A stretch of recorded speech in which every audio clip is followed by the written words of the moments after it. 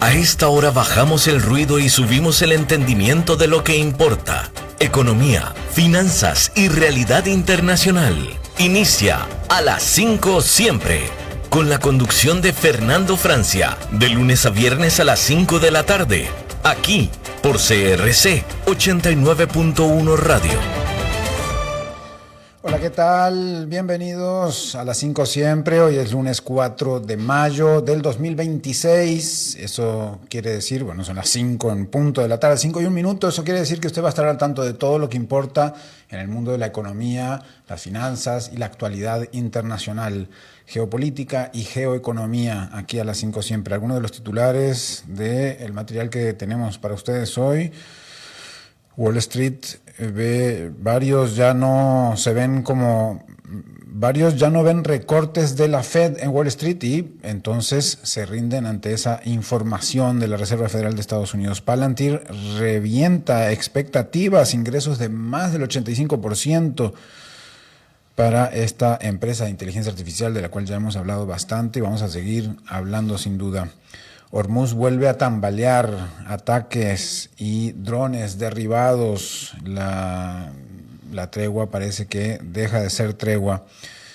Colombia y Ecuador en guerra arancelaria, aunque con ciertos cambios. Vamos a ver de qué se trata.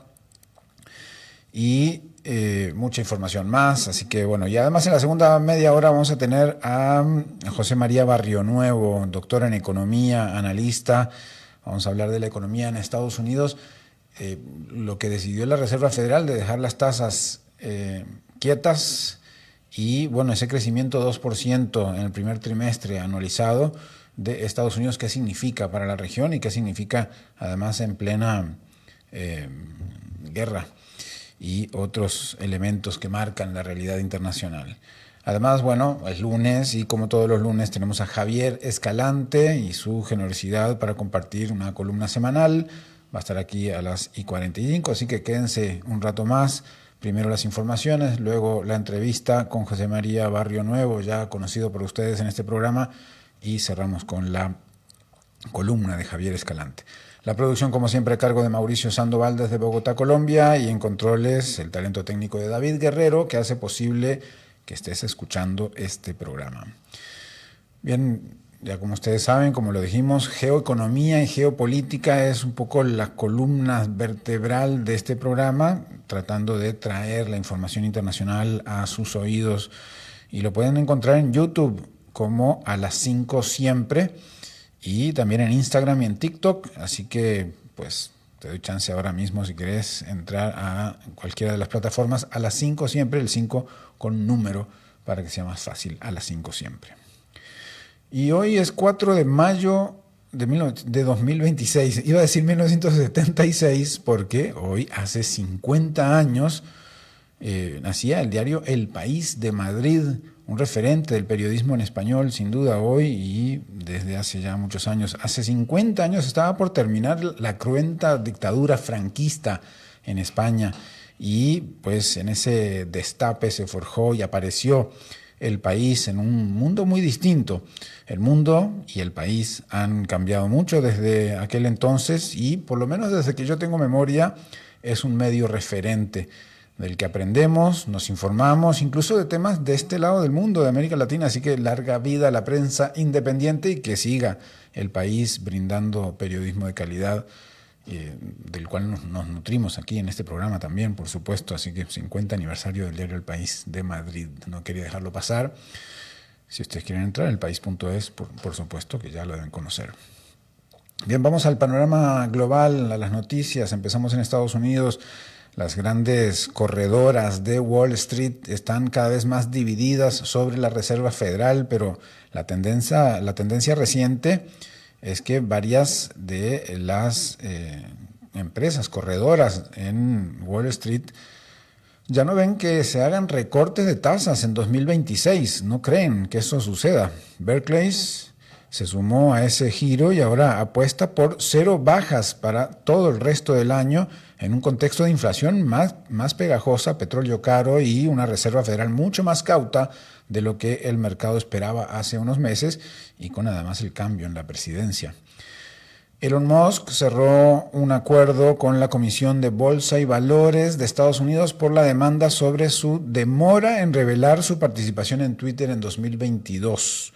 Un fideicomiso a su nombre pagará $1,5 millones, aunque Musk no admite irregularidades. Es decir, dice que no hubo irregularidades, pero pues en un acuerdo paga $1,5 millones de dólares. El caso se volvió otro capítulo de su larga confrontación con los entes reguladores y especialmente por este tema de la compra de Twitter en 2022, X. Palantir superó expectativas con un crecimiento de ingresos de 85%, el más rápido desde su debut bursátil en 2020. Impulsado sobre todo por contratos con agencias del gobierno estadounidense y expansión comercial. La empresa también elevó su guía para todo el año, reforzando la idea de que sigue siendo una de las grandes ganadoras del boom de datos, defensa e inteligencia artificial. Aquí la nota, obviamente, uno de los puntos centrales son los contratos con el gobierno estadounidense. Ya nos hemos sumergido en ese campo, pero vamos a seguir informándonos y analizando qué significa Palantir para todo este mundo en el que vivimos. La WNBA, es decir, la Liga Profesional de Baloncesto Femenino más importante de Estados Unidos, es como la NBA, está la WNBA, entró en otra liga de valor financiero. El portal de noticias CNBC calcula que sus 15 equipos que están en la liga valen en promedio $460 millones,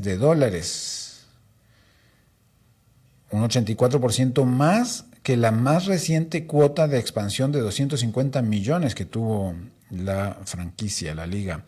La gran señal del salto es Golden State Valkyrias, valuada, este equipo, valuado en $1,000 millones, el doble del promedio, pero bueno, hace que ese promedio sea elevado. Es la primera franquicia femenina de cualquier deporte en alcanzar esa cifra de $1,000 millones. Podríamos decir el unicornio de las franquicias deportivas femeninas.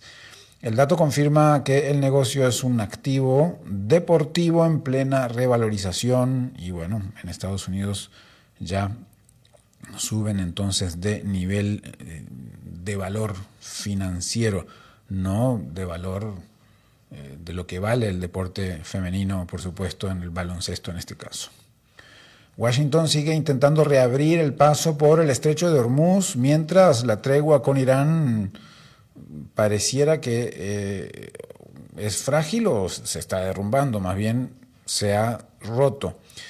La Casa Blanca busca garantizar la navegación en una ruta clave para el petróleo mundial, pero cualquier retroceso en el cese al fuego ya se ha visto, vuelve a disparar precios de energía y a tensar los mercados nuevamente, las navieras, los bancos centrales, poner patas arriba a la economía.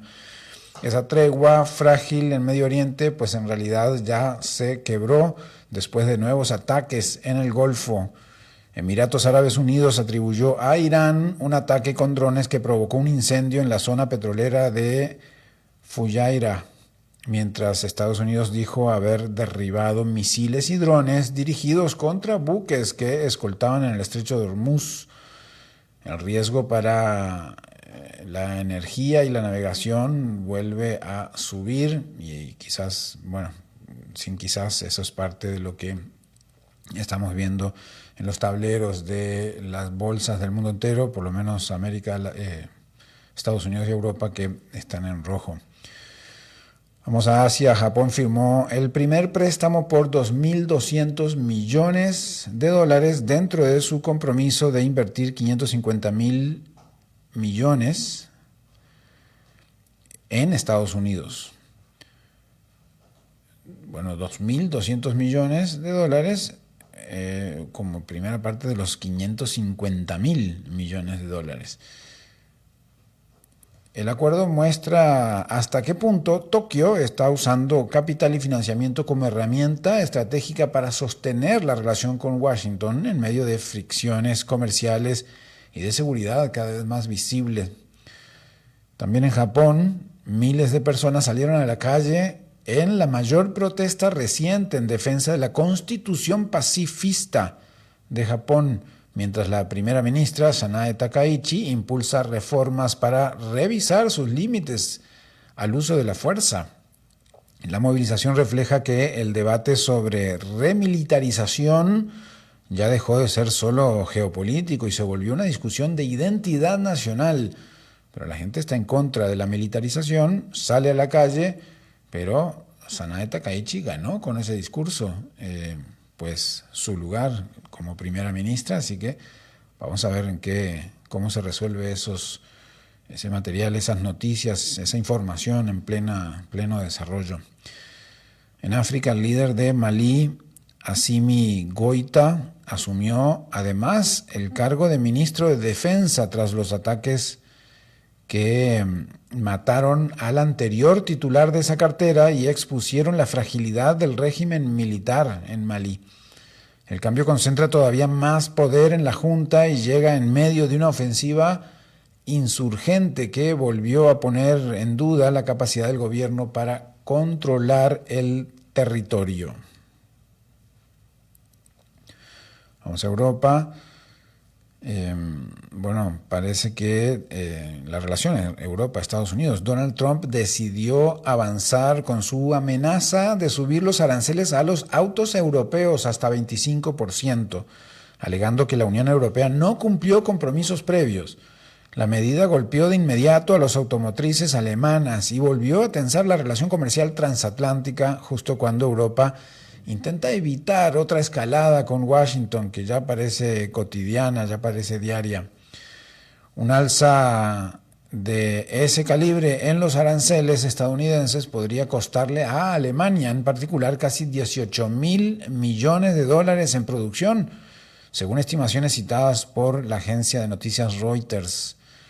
El temor es que el golpe no quede solo en Washington, el golpe no quede solo en Volkswagen, BMW y Mercedes-Benz, sino que arrastre a toda la cadena industrial alemana en un momento ya delicado para la economía europea.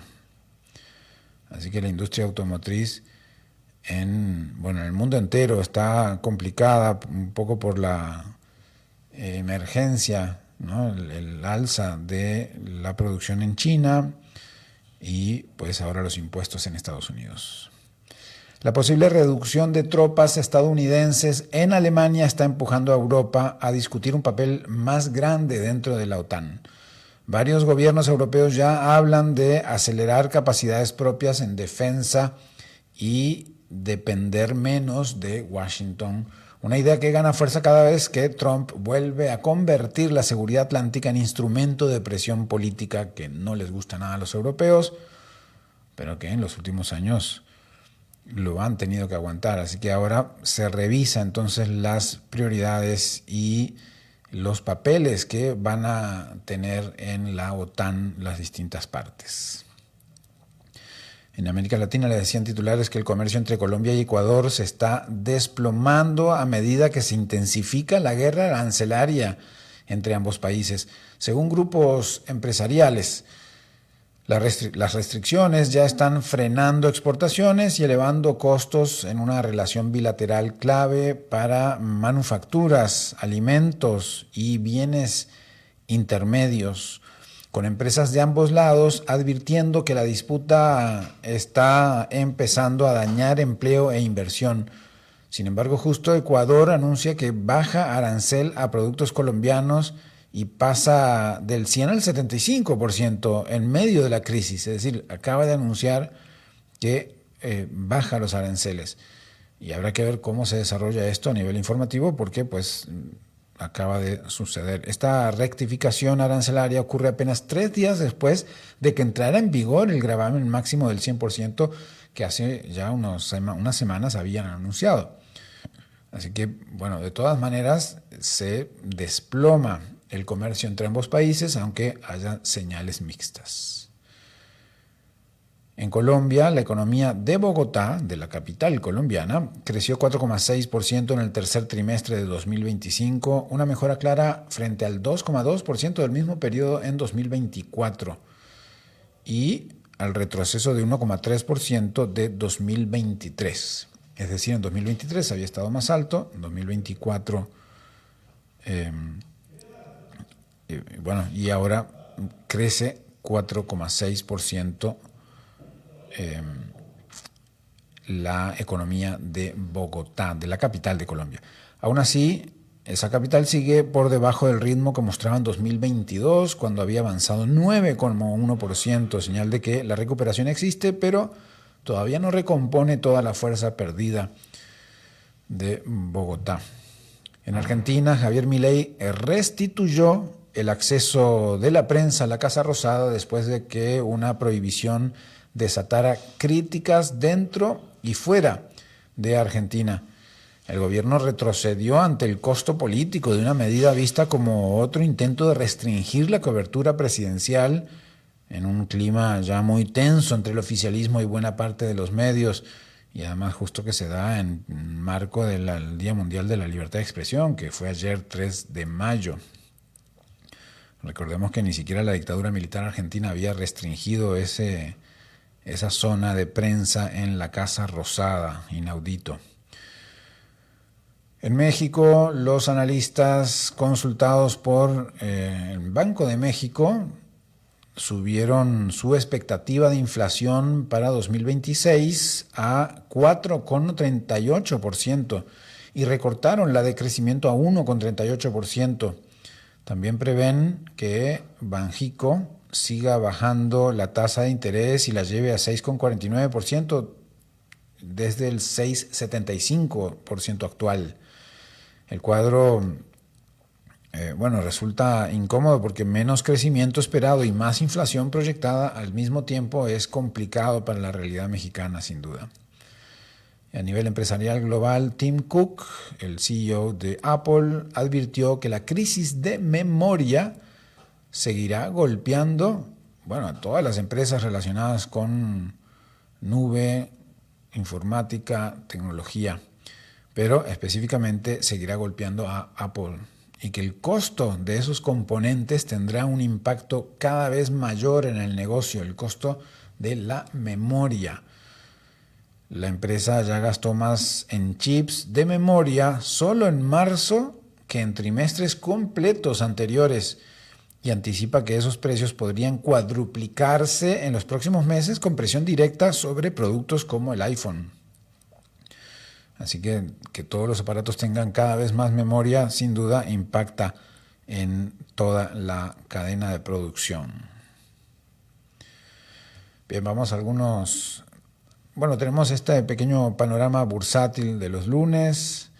La euforia por los balances tecnológicos de la semana pasada duró poco porque el mercado volvió a mirar lo que más pesa cuando hay que mirar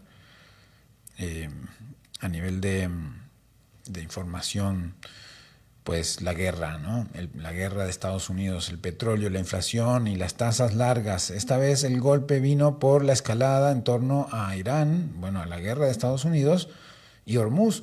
Bastó con reportes de nuevos ataques y amenazas cruzadas para que el crudo repuntara con fuerza. El Brent cerca de $114 y el WTI arriba de 105. Así que, sube la energía, el mercado vuelve a temer un rebrote inflacionario, menos margen para la Reserva Federal y condiciones financieras más duras en general. A eso se sumó otro foco delicado: el rendimiento del bono del Tesoro a 30 años volvió a pasar el 5%, una zona que Wall Street mira como línea de dolor.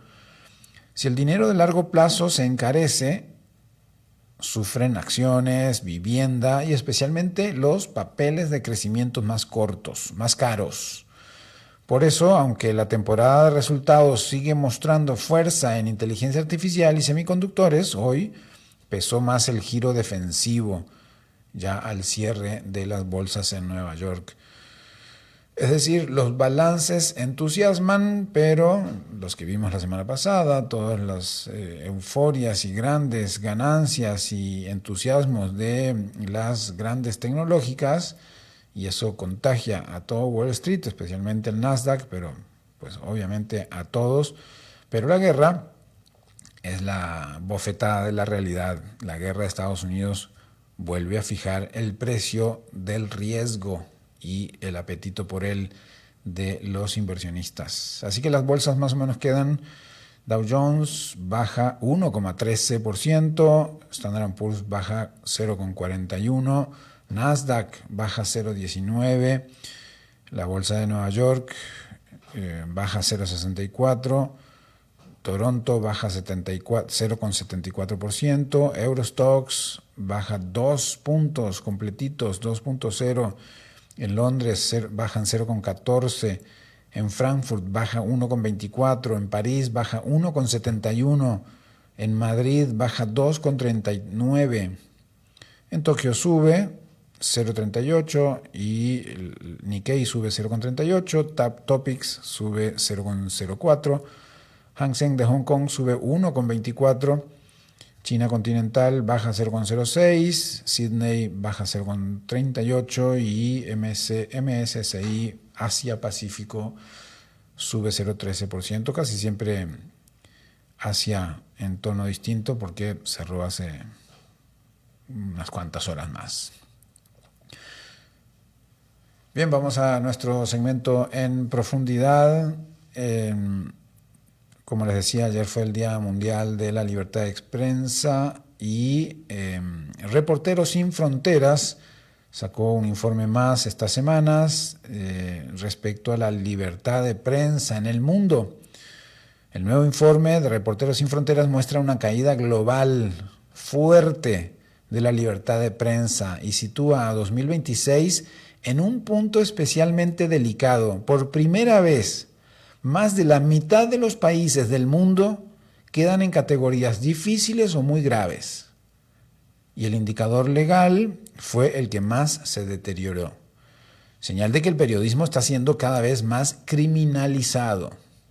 Reporteros Sin Fronteras habla de un ecosistema asfixiado por discursos hostiles desde el poder, economías mediáticas debilitadas y leyes usadas como armas contra quienes investigan. En las Américas la caída viene siendo acelerada, ella suma 14 puntos de caída desde 2022. Reporteros Sin Fronteras dice que la región arrastra fragilidad económica de los medios, violencia persistente contra periodistas y ahora una ofensiva más directa desde los gobiernos, retórica hostil, obstáculos legales y administrativos, menos acceso a información pública y sistemas judiciales usados para frenar reportajes. En Estados Unidos, que cae al puesto 64, el informe ve una crisis severa, recortes a medios públicos, interferencia política y pesquisas dirigidas contra periodistas y medios incómodos. Importantísimos los hallazgos de Reporteros Sin Fronteras en Estados Unidos desde 2022, pero especialmente este año en Estados Unidos. En América Latina el mapa es complicado. Argentina baja al puesto 98, sigue perdiendo terreno bajo Javier Milei. El Salvador cae al 143 en el sótano y profundiza una deriva de criminalización y exilio de periodistas en El Salvador. México en el 122 se mantiene, sigue atrapado entre violencia criminal y protección insuficiente. Ecuador en el 125 registra la caída más fuerte de la región. Perú en el 144 suma asesinatos, acoso judicial y campañas de desprestigio. Nicaragua, Cuba y Venezuela permanecen en el fondo regional con formas más clásicas de censuras y represión estatal. No todo retroceso, Brasil sube al puesto 52 y acumula una recuperación importante desde 2022, Colombia mejora hasta llegar al 102 de la lista. Uruguay se mantiene como uno de los entornos más sólidos de la región en lugar 48. Guatemala también, aunque Reporteros Sin Fronteras recuerda que sigue la persecución contra periodistas como José Rubén Zamora en Guatemala. Canadá pasa a ser el líder regional en el puesto 20, mientras Trinidad y Tobago retrocede. Belice muestra un creciente malestar profesional dentro del gremio. El cuadro que deja Reporteros Sin Fronteras no es el de una prensa simplemente debilitada, así porque sí, sino el de un oficio cada vez más incómodo para el poder y cada vez más costoso de ejercer. Así que en el entorno del Día Mundial de la Libertad de Prensa, pues malas noticias, porque retrocedemos como región, pero sobre todo retrocede el mundo en libertad de prensa. Bien, algunos otros temas que tenemos, se entregaron los Pulitzer, que son los premios al periodismo y a la narración, también a la publicación de libros. Mucha memoria, mucho periodismo de vigilancia. Los Pulitzer de 2026 se anunciaron hoy y dejaron una señal bastante nítida sobre el momento cultural y político de Estados Unidos. En prensa, el reconocimiento se concentró en trabajos de vigilancia del poder, investigación, rendición de cuentas y cobertura de crisis públicas, desde abusos institucionales y conflictos internacionales hasta el deterioro democrático y social, se cubrió en Estados Unidos. Más que celebrar el gran golpe espectacular, ¿no?, esa gran investigación brutal, el jurado pareció valorar un periodismo obstinado que sigue con el dedo en el renglón, que sigue insistiendo, de seguimiento, que documenta estructuras de daño y no solo muestra hechos aislados. Eso se ve también en los ganadores de periodismo, justamente. The Washington Post se llevó el servicio público, New York Times ganó en investigación, Reuters, que citamos mucho aquí, fue premiada tanto en cobertura sectorial como en información nacional estadounidense, y Associated Press obtuvo el reconocimiento internacional, de cobertura internacional. También hubo espacio para periodismo local de alto impacto, crónica, crítica, opinión, ilustración. Todos los campos del periodismo fueron premiados con los Pulitzer, los premios más importantes del periodismo mundial. En libros, la ficción premiada convivió con una no ficción muy pegada a la historia, la identidad y las fracturas contemporáneas. Historias, biografías, donde aparece la Constitución estadounidense, en fin, muchos temas de mucho interés. En no ficción general se premió una mirada directa sobre trabajo y falta de vivienda, una combinación que retrata precariedad en el corazón mismo de la economía en Estados Unidos. Así que interesante todo el mundo editorial y el mundo del periodismo con los premios Pulitzer. Hacemos una pausa, volvemos enseguida con mucho más y con la entrevista sobre la economía de Estados Unidos y muchos temas más. Cuando el reloj marca el cierre de la tarde, aquí abrimos el sentido. Economía, finanzas y realidad internacional. El programa creado por Alberto Padilla en Costa Rica. A las 5 siempre. Te esperamos de lunes a viernes a las 5 de la tarde con la conducción de Fernando Francia. Aquí, por CRC 89.1 Radio. Viví China a profundidad, caminá por la Gran Muralla, descubrí los guerreros de terracota, encontrate con pandas gigantes, explorá templos milenarios y sentí la energía imparable de Shanghái. Un recordatorio completo de 16 días, diseñado para descubrir, entender y sorprenderse con cada día, revelando un nuevo contraste. China, una experiencia que transforma la forma en que ves el mundo. Para más información, contacta a Orient Tours, especialistas en viajes a Asia. Teléfono y WhatsApp 2234-2828. Próxima salida 8 de septiembre 2026.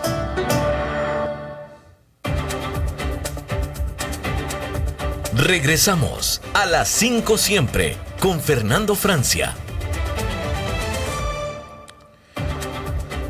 Muy bien, gracias por continuar en sintonía, gracias por estar ahí la economía de Estados Unidos es sin duda uno de los temas que impactan a las economías del resto de la región y del mundo, y en términos, en momentos, en situación de guerras, por supuesto que la economía hace altibajos importantes, y uno de los elementos informativos que cierran los ciclos trimestrales, pues son los resultados económicos. La economía de Estados Unidos sigue creciendo, pero ya no con la fuerza que venía de antes, y sobre todo con una combinación quizás más incómoda, ¿no? Menor dinamismo del consumo, por como vimos en las CRC informaciones 89.1 y una Radio. inflación que volvió a repuntar, Buenas tardes, sobre todo por el tema de la buenas energía tardes. más cara, Un sábado el más, hablando de combustible, proyectos, a partir de, por comenzando y supuesto, que la guerra de aprendiendo Estados cada Unidos proyecto y el petróleo. que tenemos aquí en el programa. El Producto Proyectos Interno Bruto con Max avanzó Umaña. a una Yo tasa soy Max anualizada Umaña, de gestor 2% y programador en de el primer proyectos. trimestre de Y hoy tenemos 2026, un proyecto por debajo muy, de lo muy que interesante, esperaba el que mercado, es el proyecto de Zona mientras Franca La Lima. Hoy la tenemos medida de aquí inflación al que más sigue la ingeniero Reserva Bernardo Federal, el Torres. ¿Qué BCE, tal, Bernardo? Buenas subió a tardes. 3,5% interanual, y el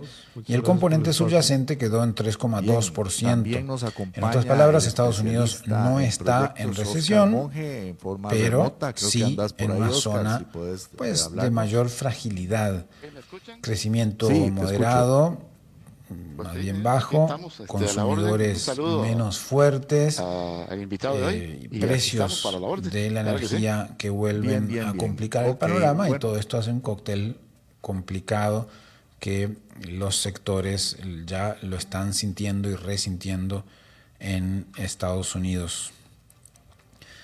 En ese contexto, además, la Reserva Federal decidió mantener las tasas sin cambios en el rango de 3,50 a 3,75, como informamos la semana pasada, en la última reunión presidida por Jerome Powell, pues una decisión marcada por el mayor nivel de disenso interno desde 1992 en la propia Reserva Federal, en la Fed, porque no hubo una decisión unánime ni mayor respecto a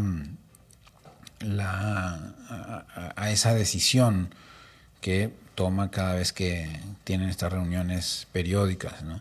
El Banco Central, la Fed, reconoció que la actividad sigue expandiéndose, pero también que el empleo muestra señales mixtas y que la inflación sigue elevada, en parte por el alza de la energía. Y esto no parece que va a terminar pronto, o por lo menos la incertidumbre está bien instalada. Todo esto importa mucho para América Latina, puesto que cuando la Reserva Federal no baja tasas, el dólar tiende a seguir fuerte, el financiamiento externo se encarece y los capitales emergentes quedan pues un poco más expuestos, justo en un momento en que la región también enfrenta pues algunos de los mismos temas: el petróleo caro, menor margen fiscal y más sensibilidad cambiaria.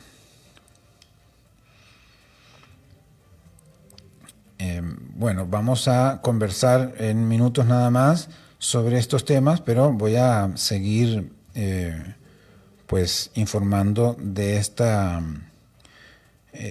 panorama de la economía en Estados Unidos, que, claro, va marcando esa tendencia, no de ahora, sino que nos pone en alertas, por lo menos, y que queremos analizar justamente con José María Barrio Nuevo, que es amigo de todos ustedes, ya lo conocen, amigo del programa. Es doctor en economía, analista financiero, con muchos años de trabajo en Wall Street, en el entorno de Wall Street. Y bueno, queremos entender qué nos está diciendo realmente estos datos de Estados Unidos y qué significa este panorama. Así que le damos la bienvenida nuevamente a José María. ¿Cómo estás? ¿Cómo estás?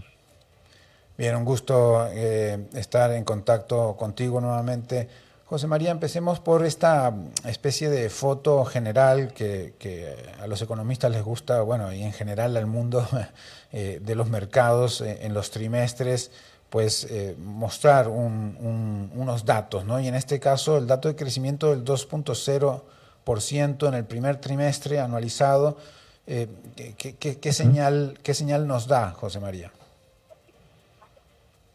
Nos habla de una economía que definitivamente continúa desempeñándose bien, la economía de los Estados Unidos, a pesar de que sí hemos visto una desaceleración muy importante.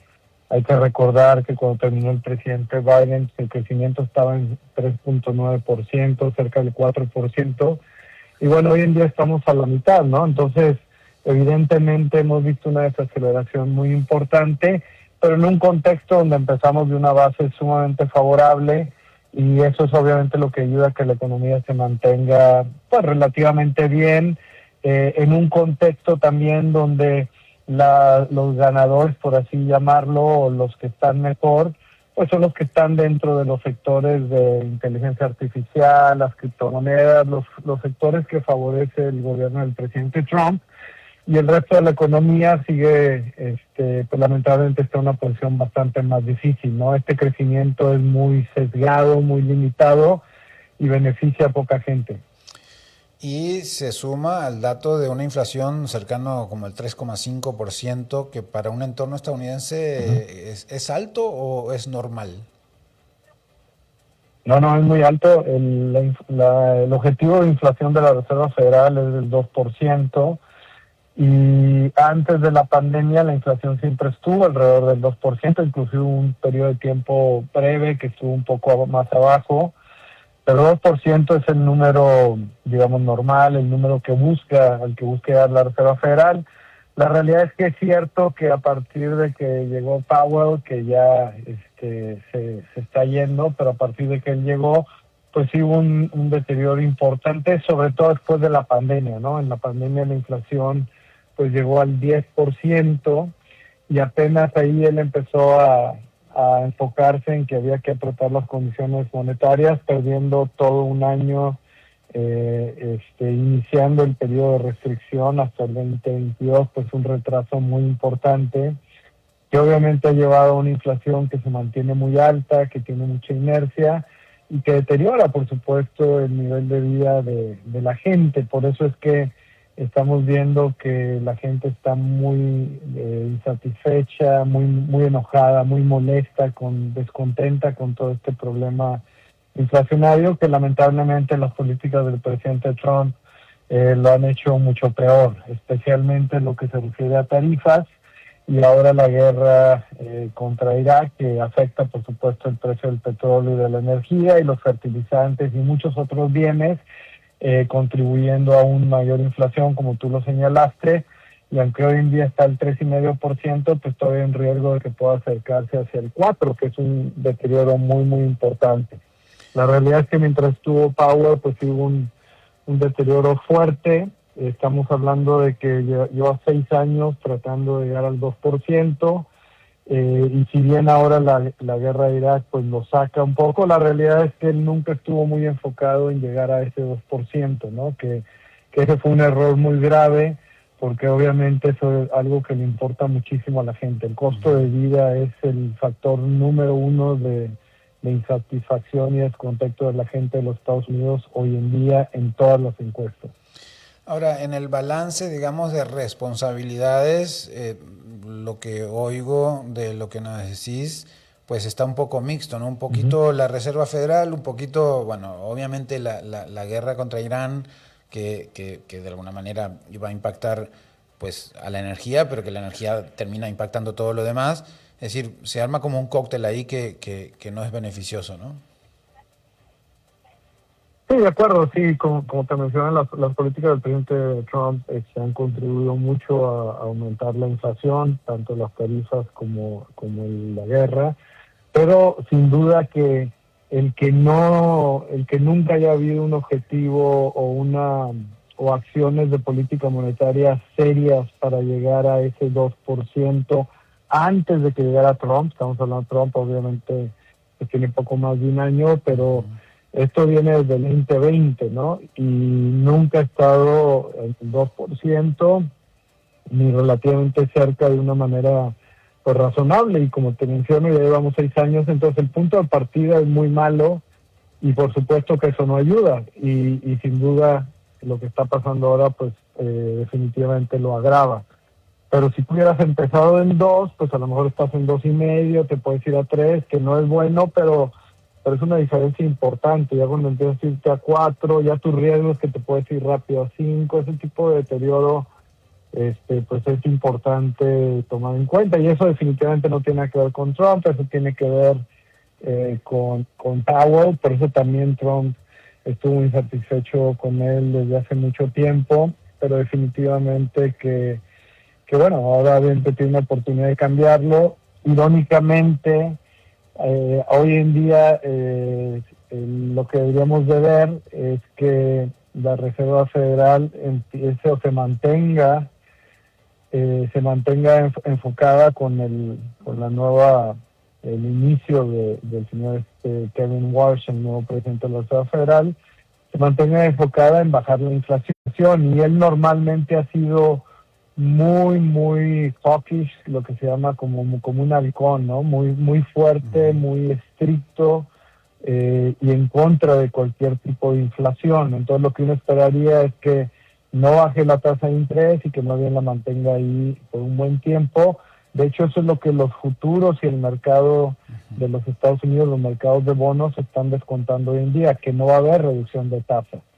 Pero esto choca con la realidad de que el señor Kevin Warsh lo escogió Trump, precisamente porque a pesar de que se suponía que era muy estricto, ya lleva más de un año diciendo que hay que bajar las tasas de interés y lo sigue diciendo, ¿no? Y pues la verdad es que yo creo, aunque el mercado de ninguna manera ve margen para bajar la tasa, estoy de acuerdo que no lo hay, la realidad es que él fue escogido por Trump para bajar la tasa, ¿no? Y yo creo que va a ser muy difícil que no la baje, ¿no? Y eso si se da de esta manera, al mercado lo va a sorprender y va a generar mucha presión sobre la parte larga de tasas de interés. Y eso afecta mucho los créditos, todo el crédito es afectado por eso.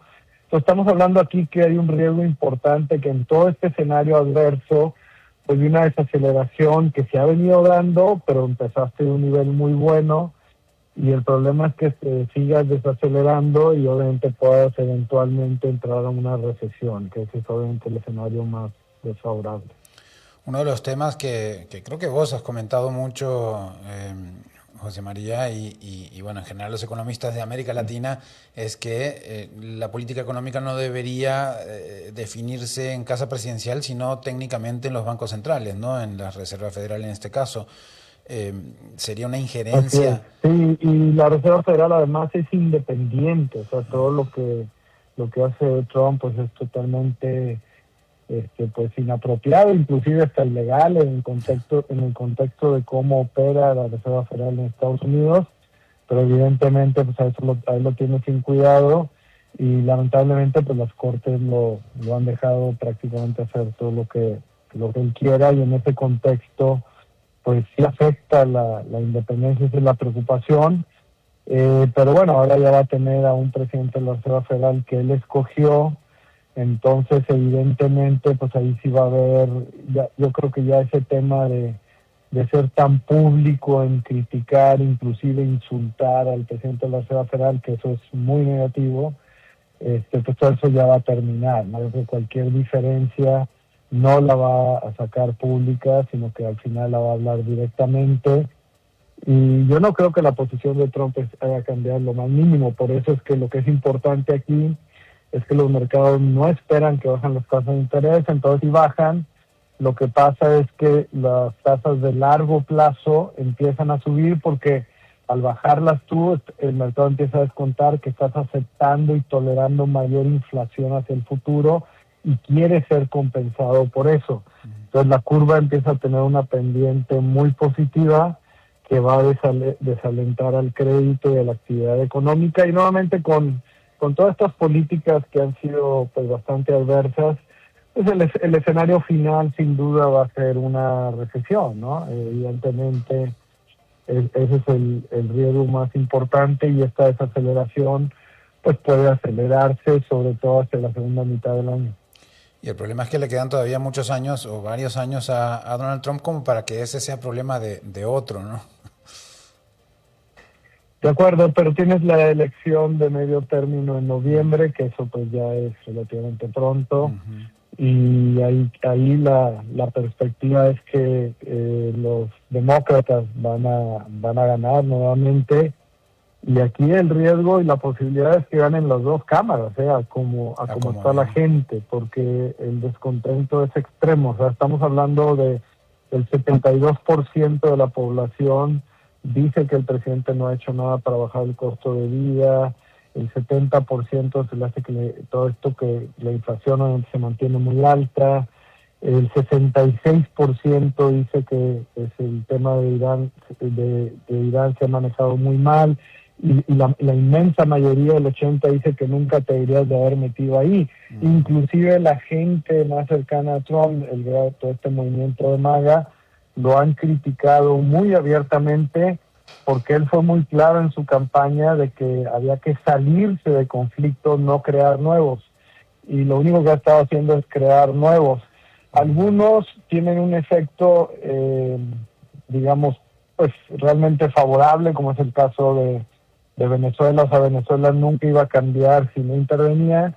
El problema es que, como tú lo sabes bien, no se logró un cambio de régimen, ¿no? Entonces, básicamente siguen estando los mismos, y eso pues no sirve para nada, porque pues, al final del día lo único que van a hacer es acomodar todo lo que puedan de lo que quiere Estados Unidos, y el día que se vaya Trump regresan, ¿no? Y obviamente más bien les está ayudando a que esté un poquito mejor la situación. Entonces, pues lamentablemente todas estas cosas se han hecho sin tener un plan claro de qué es lo que se quiere hacer, que eso es lo que más critica a la gente en los Estados Unidos. Muy bien, pues ese es el panorama, esa es la realidad. José María Barrio Nuevo, muchísimas gracias. Encantado, gusto de estar contigo, con toda tu audiencia. Gracias. Bien, era José María Barrio Nuevo, doctor en economía, analista financiero con muchos años, mucha experiencia en Wall Street y en otros aspectos, conocedor mucho de la economía estadounidense, y con quien hablamos de varios aspectos de la economía, de la Reserva Federal y demás, temas que vamos a volver en cualquier momento.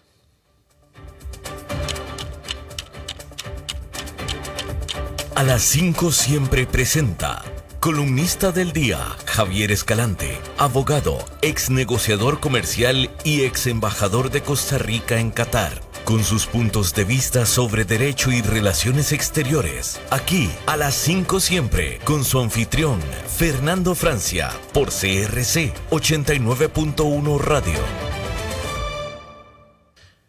¿Qué tal, Javier? ¿Cómo estás? Qué gusto tenerte, que sea lunes nuevamente para escucharte. ¿Cómo te va? Buenas tardes, Fernando, a vos y a toda tu audiencia. Un gusto saludarte en esta lluviosa tarde de lunes. Así es, fuerte. Así es. Fernando, bueno, hoy quería darles las muy buenas tardes a todos, y hoy quería reflexionar sobre un tema local de la política actual, de lo que estamos viviendo, de esta transición que estamos viviendo en Costa Rica con la asunción de funciones por parte de la nueva Asamblea Legislativa, y también, por qué no decirlo, del pronto cambio de gobierno en cuanto al Poder Ejecutivo que vamos a experimentar en los próximos días. Y quería hablar de este tema, sobre todo el tema de la Asamblea Legislativa, desde la reflexión. Desde la reflexión, porque eso es una oportunidad, tenemos ante nosotros una oportunidad real. Y en cuanto a esta oportunidad, me refiero al espacio que tiene esta nueva Asamblea Legislativa para aprobar leyes que ayuden de verdad al país a modernizarse, a crecer, a desarrollarse.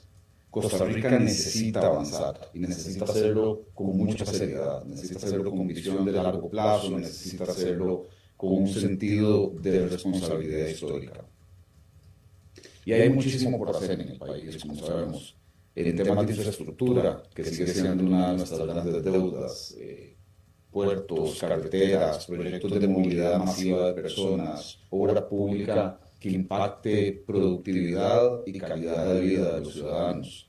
Tenemos que hablar también de modernización institucional. Necesitamos instituciones más ágiles, más eficientes, más alineadas con nuestra realidad y con la velocidad que lleva el mundo, ¿verdad? Instituciones que atiendan a las necesidades de la población. Tenemos que hablar también de revisar, por qué no decirlo, el diseño de las cargas en el país. No de las cargas sociales, en general de las cargas tributarias que hoy en día recaen muy fuertemente sobre la producción. Y aquí no se trata de desfinanciar al Estado, nada de eso. Se trata de no asfixiar a quien genera empleo, a quien genera inversión, a quien genera oportunidades. Creo que estamos ante una oportunidad de abrazar e impulsar temas como las alianzas público-privadas, que son una herramienta muy importante, una herramienta clave, que bien diseñada, bien regulada, con transparencia, utilizada con decisión, como lo hacen muchos países que avanzan y han avanzado mucho más rápido que nosotros, puede traer muchísimos beneficios. Por supuesto, tenemos que hablar de seguridad ciudadana, combate al crimen organizado, la protección de las personas para que puedan vivir, trabajar y movilizarse sin miedo. Es una oportunidad mayor de la que tenemos frente a nosotros, porque estamos en una situación cumbre, en un capítulo de nuestra historia que demanda decisiones muy importantes y normativa bien diseñada, bien estructurada para que tenga efecto y proteja a los costarricenses ante esos retos que afrontan, ¿verdad? Todo lo que mencioné anteriormente requiere leyes, buenas leyes, bien pensadas, leyes que vean hacia adelante, que tengan impacto real y que no sean letra muerta, porque muchas veces los diputados son muy aspiracionales con los proyectos de ley que presentan, pero los efectos que tiene esa ley en la realidad de los costarricenses realmente en muchas ocasiones no son reales y necesitamos buscar que la ley tenga un impacto positivo en la ciudadanía. Sabemos que el ambiente político está polarizado, eso es evidente, pero este no es el momento para señalamientos constantes, no es el momento para acusar quién es patriota y quién no lo es, no es el momento para convertir cada discusión en una batalla política o partidaria. Es un momento de construir. Ya se apagaron las luces de la campaña política, ya se acabaron los fuegos artificiales de las celebraciones electorales. Ahora viene lo más importante, gobernar y legislar. Es hora de sentarse a pensar con seso, con calma, de preguntarnos qué país queremos en 10, 20, 30 años. Un país que ofrezca prosperidad, que ofrezca seguridad, un país que proteja a sus ciudadanos, no solo frente al crimen organizado, sino también frente a abusos de poder, incluso del propio Estado o ineficiencias del propio Estado. Un país capaz de amortiguar impactos que puedan venir incluso de decisiones tomadas fuera de nuestras fronteras, tema del que hemos hablado en otras columnas. Y aquí hay algo importante que resaltar. En la nueva Asamblea Legislativa hay personas muy capacitadas. Hay gente con experiencia del sector público, gente que viene del sector privado, personas del mundo académico, de organizaciones sociales, de distintos orígenes y trayectorias. Esa diversidad puede ser un reto o puede ser una enorme ventaja. Yo creo que bien canalizada esa combinación de experiencias puede producir normas de mayor calidad, más realistas, más viables, más conectadas con las necesidades de las personas. Costa Rica hoy demanda resultados, demanda que dejemos el estancamiento, demanda que dejemos la página de las carreteras malas, de los puentes malos, de la infraestructura mal diseñada, mal proyectada y mal ejecutada. Necesitamos mejores servicios, mejor calidad de vida, demandamos seguridad, demandamos no vivir con miedo. La ciudadanía está cansada de excusas, está cansada de parálisis, está cansada de peleas que no conducen a nada. Por esto, hoy hago un llamado a la altura política, a entender que legislar no es ganar discusiones, sino resolver problemas. Gobernar no es marcar puntos, sino generar bienestar. La historia no va a recordar a quien gritó más alto o más fuerte, va a recordar a quien estuvo a la altura cuando el país lo necesitaba. Esta Asamblea Legislativa tiene una oportunidad única. Aprovecharla o desperdiciarla es una decisión, y sus consecuencias las viviremos todos. Costa Rica necesita avanzar, necesita modernizarse y necesita construir futuro. Ojalá que quienes hoy tienen en sus manos esa responsabilidad estén a la altura del momento. Yo hago un llamado por ello y te agradezco este espacio para comunicarlo. Muchísimas gracias. Gracias Javier. Sin duda es el momento para decirlo, porque además es el momento en que el cuaderno está en blanco y hay que empezar a llenarlo, ¿no? Y como que dan ganas de esa mirada de mayor diálogo, de mayor construcción, aunque para muchas cosas el gobierno tiene números como para, sin diálogo, poder avanzar. Y bueno, con diálogo, sin diálogo, con muchas partes, con pocas partes, bueno, el llamado sería a que de todas maneras avancen en pro de la ciudadanía, ¿no? Pero el llamado es a todos, el llamado es a los que, aunque unos tengan mayoría, otros pueden obstruir, algunos tienen mayoría y pueden tratar de imponerse. No se trata de eso, al final tiene que haber esa combinación de fuerzas, esa combinación de ideas y de verdad. Estamos en un momento en el que yo creo que ya no estamos para juegos políticos, ya no estamos para señalamientos, ya no estamos para gritos. Hay que sentarse con mucha técnica y con mucho pensamiento a diseñar leyes y aprobar leyes que sean efectivas, que tengan impacto, que mejoren la calidad de vida de los ciudadanos, porque ese estancamiento, ese cansancio, esa frustración puede generar situaciones complejas que no queremos vivir en nuestro país, que ha sido privilegiado en tantos frentes, ¿verdad? Así es, y bueno, y lo vas a estar viendo, así que para los 100 días esperemos a ver esa evaluación, ¿te parece, Javier? Me parece genial, hagamos un foro. Muy bien, muy bien. Bueno, buena idea, vamos a tomarlo. Y con esto llegamos al final. Muchas gracias, Javier. Chao, gracias a vos. Javier Escalante, columnista de Los Lunes, y gracias amigos a ustedes por una tarde más que compartimos, que nos informamos de cómo está el mundo en temas de geoeconomía y geopolítica, con una producción de Mauricio Sandoval desde Bogotá, Colombia. Kenneth Apuy en controles, RC 891 Radio. Me despido, nos vemos en 23 horas. Hasta la próxima. Concluye a las 5 siempre. Economía, finanzas y realidad internacional para entender lo que importa. De lunes a viernes a las 5 de la tarde, con la conducción de Fernando Francia, aquí por CRC 89.1 Radio.